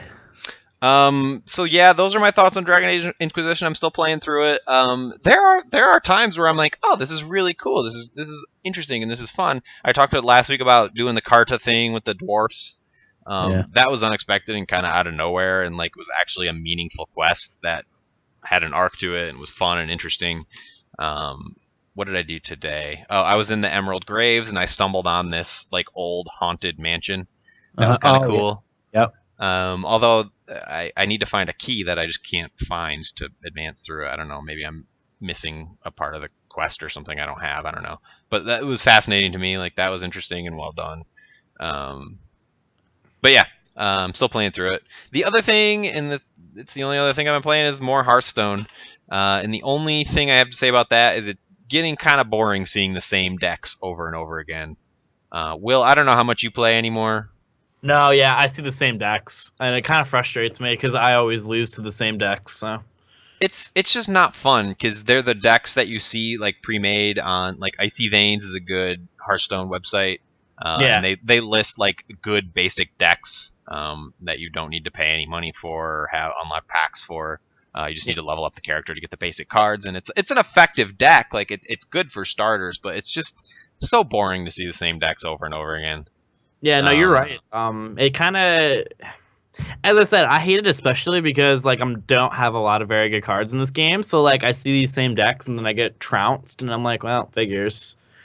Yeah. So, It's kind of nice because at least they're predictable. I keep seeing the Hunter deck over and over again, which I used for a little bit.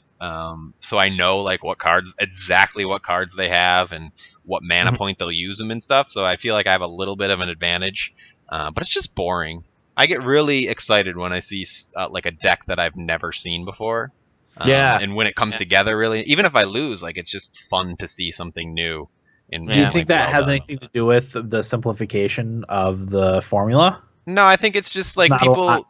people. It's a lot easier to look up an effective deck than it is to come up with one on your own. Right. That's all it is. I mean, Well, I have a couple, and there was one I made a Warlock deck like a year ago, and I hadn't used it in forever, and I was losing with my like Premier Warlock deck a lot. I lost like 4 games in a row, and I was like, I'll just try this old deck I made forever ago, and right away I won 3 matches in a row. And it was awesome. I was like, oh my god, like, this is effective now. It's because there is like an ebb and flow of the decks overall. Like, right now, what's big is the mill decks, which makes you draw a lot of cards. And after you run out of cards in your deck, instead of drawing, you lose health. So like, that's popular now, is those mill decks. Right. Well, I guess my point was, do you think part of it is because it's formulaic, okay? And specifically, my main complaint about Hearthstone was that you're guaranteed 1 mana every single turn, and I didn't like that because that makes your strategy a lot more black and white, you know. Whereas in Magic, you had to improvise if you didn't get a lot of land right away. You had to improvise your strategy inside your own deck, you know. And that was the specific thing I didn't like about Hearthstone. I kind of see your point, but for me, that aspect of Magic was more frustrating than it was like a fun strategy thing. Because there was never a time where I was like, oh, this is cool. Like, I don't have mana. I got to figure out how to deal with this. It's always not that exactly. It's cool. It makes you think on your toes a little bit more. You got to be a little more creative with your strategy rather than relying on you're going to have this many mana the third turn in. And yeah, there's a little bit of variance with what cards you have, but you can plan for having 3 mana 3 turns in, you know? Yeah, but I don't know. I've always just thought of that as, again, like, that part of Magic was only ever frustrating for me. It never added to the fun. And in Hearthstone, I like being able to rely on having a certain amount of mana. But you're right, like, there is variance in the cards that you get, and the person you're playing, depending on what they play, you have to change it up a lot. But I would rather have like that steady flow of mana than get mana boned, which happened more times than I would like to admit in Magic the Gathering against people. Yeah, but don't you think that would help combat like the only handful of decks that you're seeing? I don't think so. I seriously, I think Hearthstone is so well done that I wouldn't want them to change that aspect of it. Yeah, I mean, that was my primary complaint with it was that took a lot of the fun out of it for me. I don't know, man. Gotta agree to disagree on that one. Yeah. Okay. But that's all I played. I've been playing a little bit of New Super Mario Brothers U. That game's fucking terrible, but I'm so close to beating it. Yeah, after I played that after playing Rayman, it was awful. Oh, it's so bad. It's terrible. It is really bad. Uh-huh.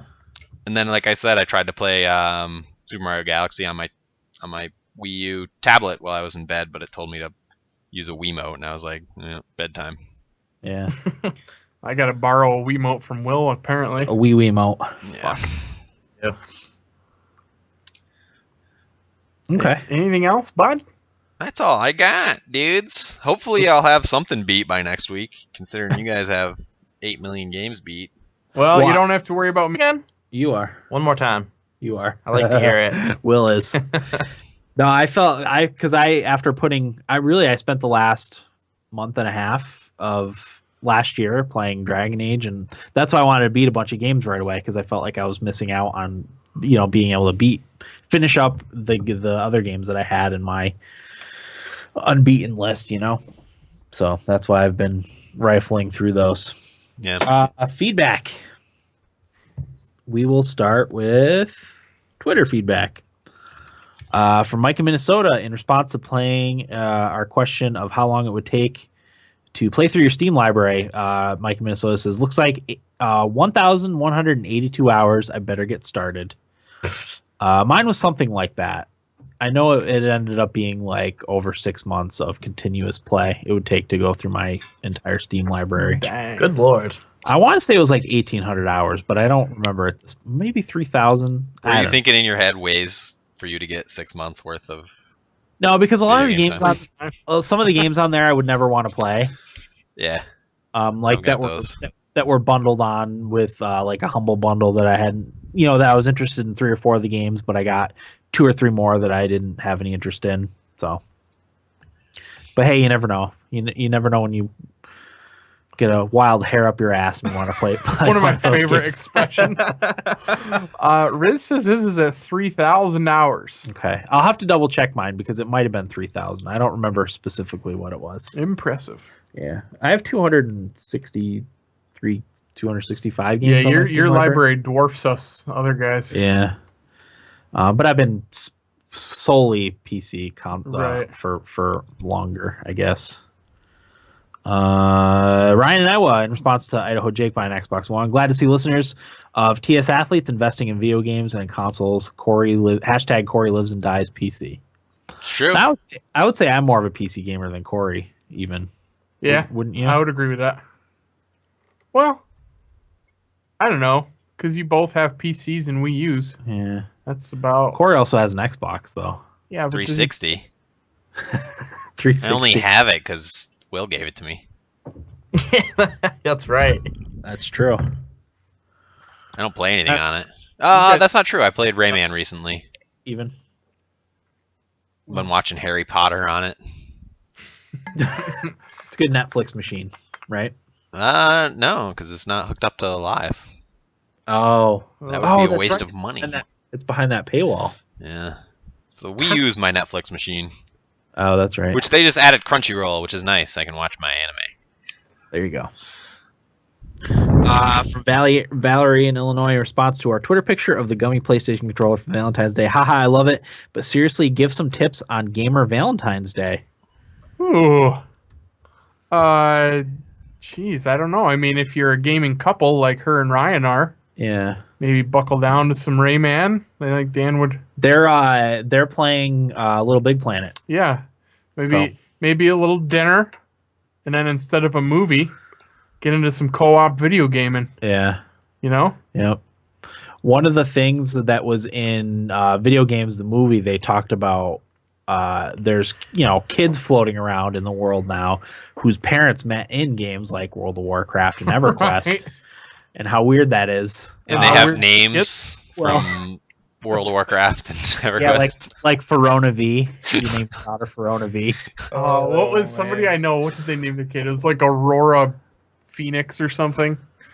From a game? Oh, Frank Zappa's kids. Moon Unit and Dweezil and Amit. Yeah. It's nutty.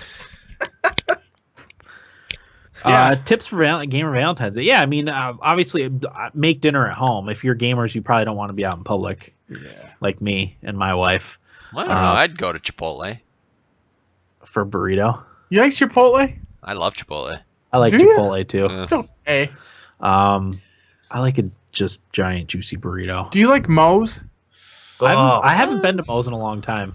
I hate Moe's. I like their You like queso. Moe's? I like their No. queso dip. Yeah, I went there. It'd been a long time, but I went there a couple weeks ago. For $5 Monday or whatever with Billy, who was on our Zelda episode back in the day, and it was good. Yeah, It was a big fucking burrito. I love. Felt a like I was giant burrito. cradling a baby in my hands. And then like- it was just swishing around in my gut. Yeah. I like That's- Moe's. Go ahead. I like Moe's, but ordering is more difficult at Moe's than it is at Chipotle. Yeah, it's weird. I feel rushed, and I don't like that. Yeah, I don't Yeah. like that. That's one of the reasons why I don't like it. It's like Subway, which they rush you at Subway, Oh, but at least Whoa. Subway I have experience with, and I know what I'm getting. Don't put There will Subway be down. no negative Subway talk in this podcast. I've got a Subway across the street from me. Oh my god, you lucky bastard! Yeah, It's only too been easy. only been once though. Go tomorrow. I think Probably Valentine's will. is on a weekend too, isn't it? I don't Isn't it know. Sunday. 13th? Well, I always suggest a home cooked 14th. meal anyway. That's Valerie, that's what me and my wife do. yeah. Make Ryan cook for you if he needs any tips. I know I'm a good cook. I think Dan can cook. I Corey cook can every cook, meal. right? Saturday, Dan. That's right. Corey can cook. Will can't cook. Chicken and eggs. Yeah. If you want any tips on protein, Will's your guy. But yeah, a good scallop recipe. I know how to make a damn good steak if you have a cast iron skillet. Yeah, I make Ryan cook for you. Yeah, definitely. You know, and then play video games Yeah, together, that's the way to do it. and then snuggle, Snuggle. spoon. Yeah, you don't want to snuggle when you're playing video games. I need No. my space. Yeah, I like to get right up in the Yeah. right up in the TV's face. Yep. If it was another guy, we'd get in a fight. Are you guys the big spoon or the little spoon? Which do I like more, or which am I? Which are you? I am more regularly the big spoon, but I like being the little spoon. Here's why I like being the little spoon. I don't like being cuddled. So that's why I like to face away from the other person. If they want to put their arms on me, that's fine. But when I'm like the big spoon and I'm like curled up with somebody, I can't breathe. Yeah. That's a Mirtha thing. Yeah, well, Yeah. I was just gonna say that me and my wife very rarely cuddle, but we both need our personal bubble of space, so it's perfect. It's very romantic on our own separate couches. I think my fiance and I are similar in that we both like physical. PDA. Yeah, no, not public displays. Which is actually quite against that. But you know what I mean. Physical affection. Hmm. We like to cuddle and whatnot. But yeah, I like being a little spoon. Maybe it's because I'm so big, Yeah. you know, that I like to be the little spoon. You know, I got I don't know how we got derailed into being the little spoon, but Nothing wrong with a little cuddling. We learned Eric wants to be the little a little spoon. cuddle talk. Email from Idaho Jake. Hey guys, as you might know or might already know, I bought an Xbox One, and I will say I'm not impressed with the game with it at a gamer standpoint. Its download and install is way slower than PS4 and 360, and I think the dashboard is way more confusing than both the PS4 and 360. The controller for me is not better. They should have kept it the way the 360 controller was and just added the new features. Also, I feel like the menu button and the other button are a little too far away from the joystick and action buttons. For example, I try to pause the game and I hit plastic, then I have to take my eyes off the screen to hit the menu button.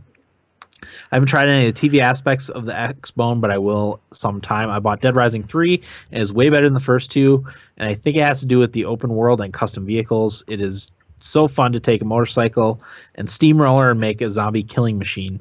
But the downfall of the game is the time limit crap again. All in all, it is a fun game. It is a fun game. I think Elder Scrolls saw that Destiny had a lot of success with not having a subscription fee, and they changed their mind. And that made me happy, and I just might buy it now. Well, that's it for me later. So Cool. I do like the thumbsticks a lot better on the Xbox One controller. Yeah, I they do don't. too, love but they're those. still not perfect. They don't rip though. They're not big enough. Yeah, I liked them a lot better than the 360 controller. And I put actually Xbox One thumbsticks on my PS4 controller too, which I liked a lot better. Yeah, I'm with you on that. my PS4 thumbsticks are kind of shredded. Are they? And I use it for Netflix, so Oh. Yeah, the rubber on those is pretty bad. Shit. Yeah. But yeah, I do like the Xbox One thumbsticks better, but they're still not big enough. Like when I play FIFA, my thumbs slip off constantly. It's and that's not good. No. Do you have sweaty palms, Eric? No. No. Yeah, I never got sweaty palms either. Me neither. I have a couple friends though that get really bad, disgusting sweaty palms. Ew. And I feel rude. I don't want to be like, you can't. I don't want you playing my video games because you sweat on my controllers. Yeah. I want names. Lupica. I was gonna ask. He's got the worst. Like high fiving him is gross. He's from Buffalo. Yeah. It's a sweaty people. Sweaty palm city. Sweaty people. Just all the stress. Yeah. Okay. Eric, you had said we had more feedback. Yep. One of them Not- is question of the week, so we'll Okay. get to that. Actually, they're both related to question of the week. We'll read the part on the not question of the week one. It's the only question of the week. Oh, they're both question of the week. Yep. Okay. Tito sent a question of the week. He answered last week's and this week's, and Oh, Jake perfect. has his question of the week answer also. Okay, so we'll just go on to question of the week then. Yeah. You want me to read them? Corey, what was the question of the week? QOT Dubs. At what point did you realize you were more into video games than the average bear? Okay. Go ahead, Eric. All right, so we'll start with Jake. He says, in 1985, we got a Nintendo but had older brothers. So in 1988, it was my turn, and I would skip school and church to play. Nice. You've been, I know how skipping school to play video games goes. Yeah. Me and Eric both dropped out of college because we went to Graham's house to play video games. Yeah. Sure did. Tito in LA has an answer for last week's, which was game that you rage quit first or quit the most. And Tito says, oh man, too many to remember. Call of Duty is when I noticed I would embarrass myself when I raged online. Now I don't get as mad because I just embarrass myself. But I've broken so many controllers, and just 2 weeks ago broke my Turtle Beach headphones when trying to solo Destiny's new raid. Oh, no. A total of 8 broken controllers and headphones. I mentioned it before, but I actually broke a controller with my bare hands. I didn't know I was capable of that. Tito's a pretty even-keeled guy, I can't see so I was quite surprised to hear that he busted his Turtle Beach headphones. Yeah. That's yeah, quite the accomplishment, though. Like, Yeah. even trying to solo that raid is having that's awesome. played games with Tito and talked to him, I can't even imagine him getting mad. Yeah. But He like seems- you guys seems know, mellow. like any of you, honestly, like I can't imagine Dan getting mad. Yeah. Same kind of thing. Yeah. So for this week's question of the week, when did he realize he was into games more than other people? This is a nice answer. When he started listening to the Thumbstick Athletes. Oh. Says, I needed an outlet, and most of my friends don't put in as much time towards video games. I really wanted to talk about video games and not feel embarrassed about it, and the podcast allows me to do that. I'm laughing because I'm just thinking about how my fiance picks on me all the time. I don't like to bring up that I'm a huge gamer to coworkers or friends, since they would probably roll their eyes or find it childish. It's a guilty pleasure at the moment, but it's nice to see video games slowly becoming a more respected avenue for entertainment. So, well, thank you. Yeah, very but- nice. You are that's- thus, Tito. Yeah, that's one of our big things too. Is we kind of let the nerd flag fly a little bit. Oh my God, I was at a meeting for work yesterday with a bunch of actually our division manager and whoever's just below that, whatever, upper management, and we always go around the room and introduce ourselves, and this time they threw in, what do you do outside of work? I said, well, I'm a co-host on a video game podcast, so I don't hide it. Did it No, draw any interest? absolutely I don't not. give a fuck. No. No. I know there's one guy in the room that Well, just he probably wanted to ask me about Oh, it. okay. Well, just Name's about Conrad. a podcast in general. Did it go over their heads? I don't think they really cared. Okay. So somebody said, "Oh, that was." Yeah. Okay. they were there. It was work, basically. You know. I was at a party on Saturday in the greater Utica area, trying to make friends. I don't know anybody, so I was trying to meet people and hang out. And me and this one guy kind of hit it off a little bit. And towards the end of the night, everybody was getting ready to go, and he's saying how he likes to play board games, and I was like, oh, that's cool. Like, what board games do you play? And he started naming off board games, and it started at something relatively innocuous, like I think he said Catan, Settlers of Catan. Everybody knows Settlers of Catan. It's like, oh, that's like a great game. And then as he went down the line, he got slowly nerdier and nerdier, and got quieter and quieter. And then, like, the last thing he said was like, we've even been known to play Dungeons and Dragons every now and again. That's how I always say it too when I talk to people. And I was like, don't threaten me with a good time. So he's you like, could let him know that you were a kindred soul. yeah, he's like, oh man, it's so good to hear that. Like, I've never known anybody else to like be into it. And I was like, hell yeah, man, just let me know. I'm in. That's awesome. Yeah. It was cool. Mike said Tito pretty much has his same answer Okay. for question of the week. Yeah. So I don't think he submitted one, but I guess we'll just second that Yeah. with him. Awesome. That's great, Corey. That is great. Okay. That was all you had on the. Yeah, Okay. it's always good to strike a chord like that with somebody. Yeah. I always feel that way when I meet other Bills fans. I feel like I have immediately made a friend Yep. that I can talk to. That's kind of relate. That's kind of how my answer to the question of the week is going to Okay. go when we get to it. Definitely. More question of the week answers. Valerie in Illinois. I don't think I like video games more than the average person in my teenage and younger years, but I definitely can feel the difference now that I'm older. I work for a company that offers a software/service to help large tech companies with managing marketing funds between the tech companies and their global partners. We work with Sony sometimes and often get Sony related items in the mail, official Sony Christmas card, thank you packages, etc. I figured out really quickly that I was one of the few people in the office that still plays video games when I was way more interested in the custom Christmas Sony card with Sony video game characters than anyone else. They didn't understand my excitement to see Altair, Sonic, and Little Big Planet Sackboy decked out in Christmas gear on a card. Cool. That's so pretty cool. she's like me, kind of a recent realization that you care more about video games than other people. Fairly recently. Wait, anyway. you just recently realized that, Dan? Is that what you're saying? No, I'll explain when I get to my answer to the question of the week. Jesus, man. We had a group of friends that we all played video games. So it like All right. so we were kind of in a video game loving echo chamber, if you will, because we all love video games. Fair enough. But I'll get to it.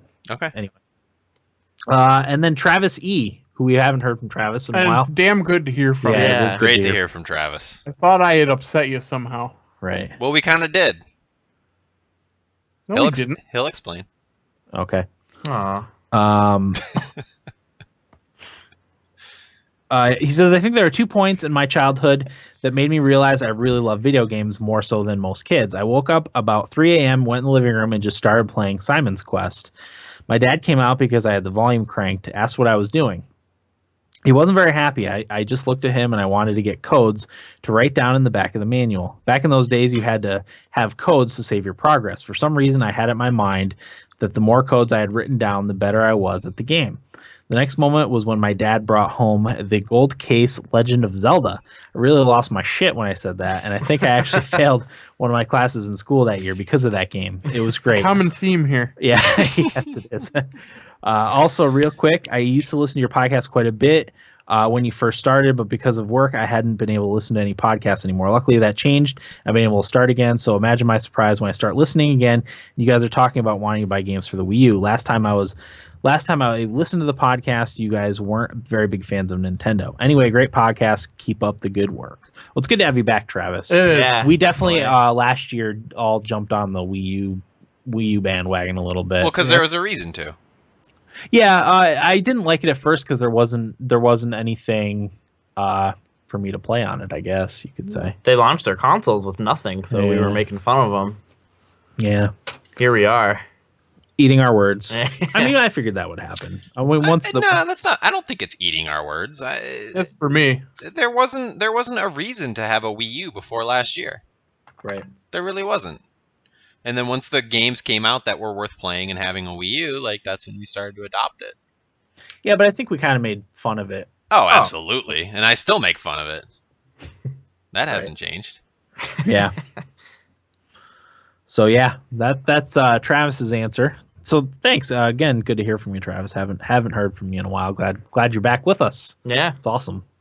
Will, why don't you get started? There's kind of Answer the question of the two. week. Like one of them is doing this podcast because it's kind of like with you. Like me and my friends all just kind of played video games a lot, but like doing definitely made me realize that I'd like them and appreciate them way more than others.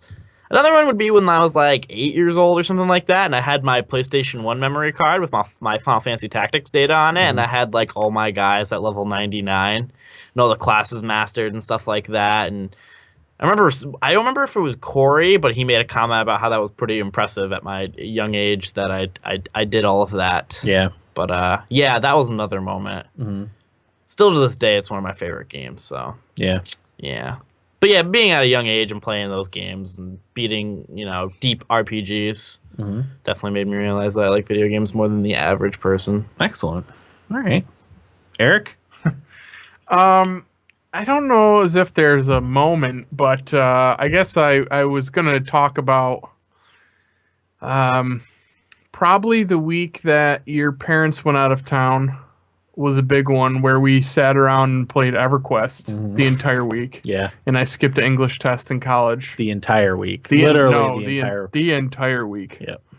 That was definitely a big one in my gaming career. And then also probably going over to Graham's house all the time instead of going to class. I was really going to tie it into skipping class. Yeah. And how video games were more important to me than going to college. I just remember, which is upsetting. For I don't know why, but remember going to Graham's, and for whatever reason we hadn't showered for a long time, so we would take his Febreze and spray it on our groin area.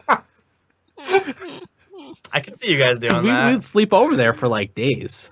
Oh man, I fucking totally forgot about that. I don't know what made me think of that. Oh, I was Febrezing some clothes, and I was like, hey, I remember taking Graham's Febreze and just covering my groin area with it. your groinules. Yeah.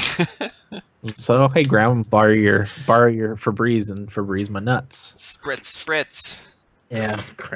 It's probably not good to spray in your nuts. Well, I mean, it was on the clothing. It wasn't. I didn't spray it in my pants or anything.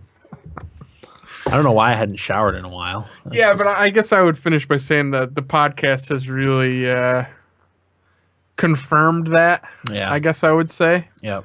But yeah. Okay. Good stuff. Corey? There's been multiple moments throughout my life where I've realized I am more into video games than the average bear.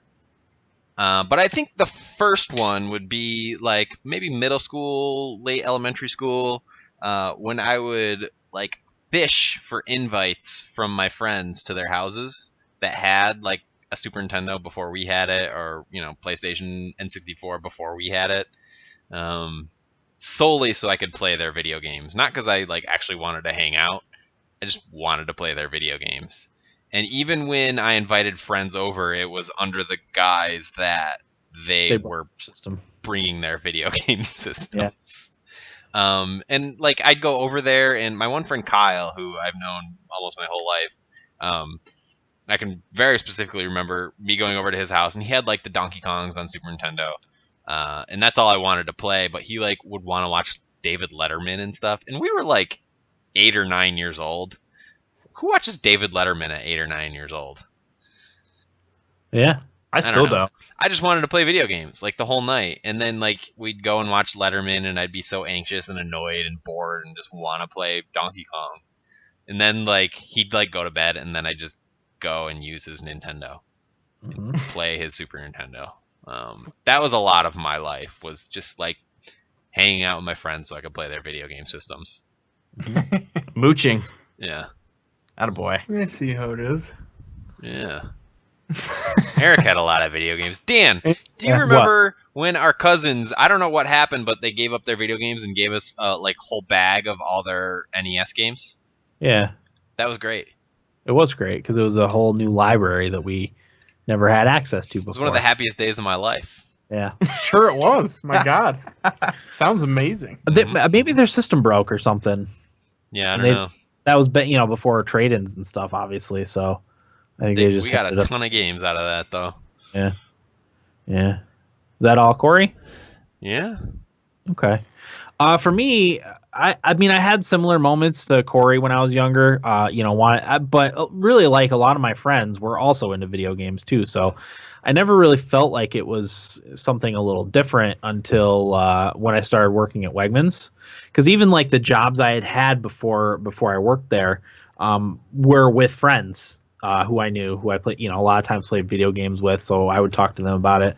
But when I started meeting like a lot of new people, like Eric said, when you found out that someone that you had just met at at a new job like video games, it's an instant bond like that. Yeah. All of a sudden you have all this stuff you can talk about, like what games, what systems, and that's when I kind of realized that was, I mean, it wasn't recent, but it was probably 6-7 years ago.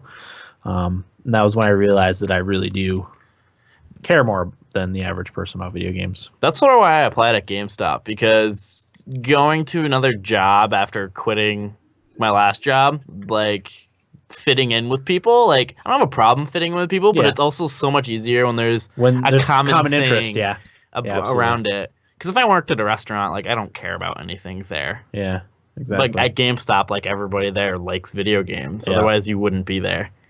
So, Yeah. So that's when I kind of realized. yeah. Dan, did I not What's up? include Chase's feedback? Yeah, you did. I just missed it. This is Chase. When I was 15 in school, people I didn't know would know what I didn't know would refer. When I was 15 in school, people I didn't know would refer their friends to me if they wanted to know video game information. I think that's how it was. It was weird. Yeah. That's how it was supposed to go. Yeah. There's an extra would know, I think, in there. So he felt it was weird that people were referring him to people that he didn't know. Yeah, Right. for video game information. Right, right. He was video game guy. Yep, he was Yeah. a video game guy in his high school. Game Informer Chase. Yep. I got a lot of that recently. Did you? Oh yeah, man. Oh, ask Corey. He's a gamer. Say that this is a bad thing. It wasn't a bad thing. It was more, Condescending. yeah. Oh, okay.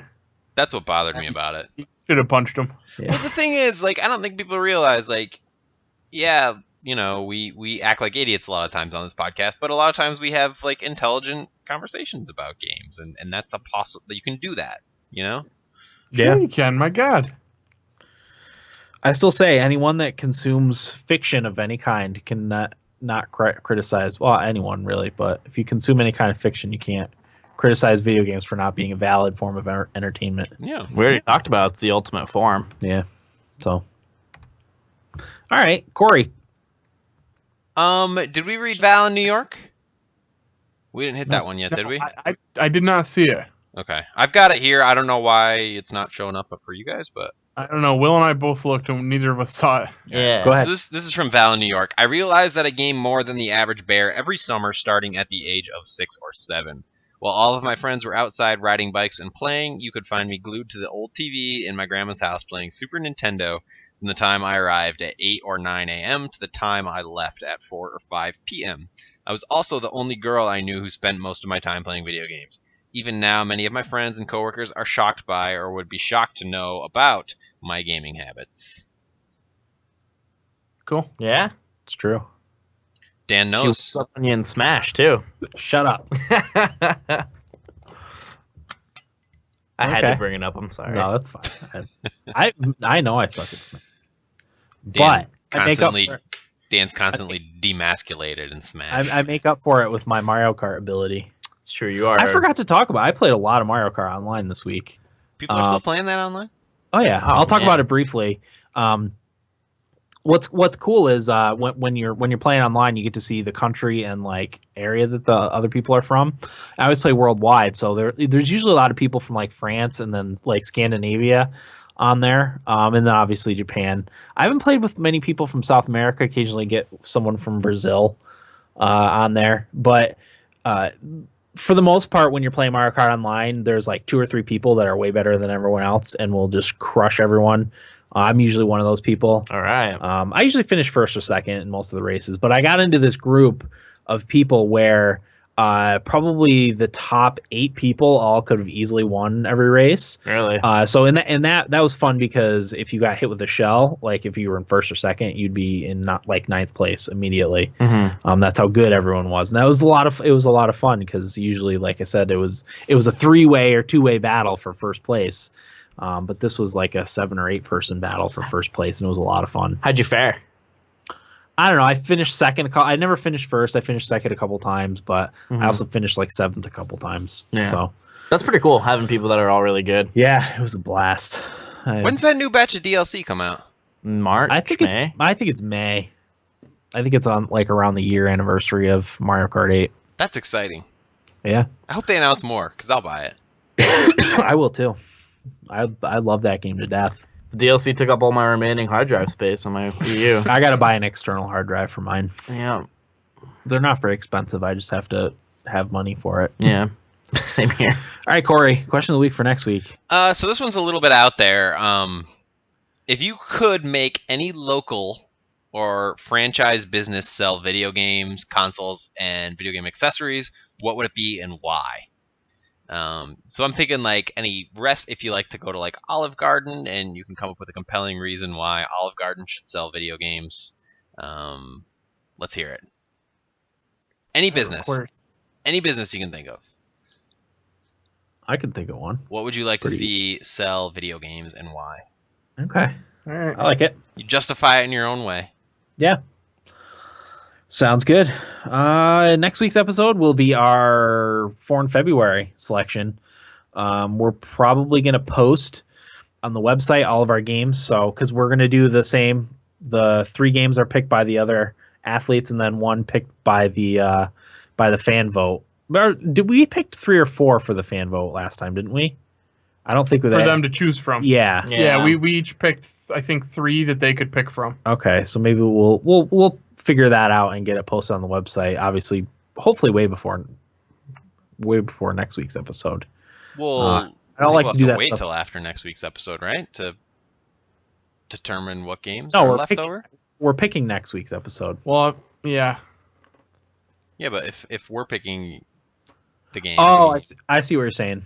Yeah, we'll discuss and figure it out. But if you want us to pick, because there's 4 of us, if you want us to pick your 4 in February games, in next week's feedback, you can list your backlog, and we can pick the games for you. If you Oh, want yeah. to. Yeah. I think that'd be fun. And hold you to those games. I'll pick the longest one. Hold your feet to the fires. So, yeah, that'll do it for episode 183 of Thumbstick Athletes podcast. Where can you find us? Oh, thank you. I'm glad you reminded me because I completely forgot. It's my new task. Facebook.com/Thumbstick Athletes is our Facebook page. Our Twitter feed is twitter.com/TS Athletes or at @T_S Athletes. Thumbstickathletes.com is our website. We've been posting a lot more content with more frequency on our website, so check back more frequently. We also have an Amazon banner on there if you're going to make an Amazon order. Just click through our banner. Even though it says PS3, Xbox 360, and Wii, I've been trying to get an updated one. You can get a PS4 or Xbox One banner, but it says pre-order on there. No. They haven't updated them. I don't know what the problem is. That's really weird. Yeah. Pre-order the banner. Yep. So All right. if you want to leave us a voicemail, you can call us at 607-527-0547. Or email us directly at thumbstickathletes@gmail.com. That's Cool. where you can find us. Do we have any idea on when next episode's going to be? I do not. Okay. We'll let you know as soon as we find out. Like us and share us. Like us and share us. Write reviews too. Stitcher, is there a review thing? I think I asked this last week, but is there a review thing on TuneIn Radio? No. No. So Not that I know yeah, of. review on Stitcher, review on iTunes. That helps get the word out. Check out the YouTubes. Yep. Subscribe on YouTube. Watch my poor gameplay. Well, we're gonna figure out a YouTube strategy for you. Okay. Please do. Word. All right. That'll do it for episode 183 of the Thumbstick Athletes podcast. I'm your host, Dan. America. Will. I'm Corey. Thanks for listening, and get out of my basement.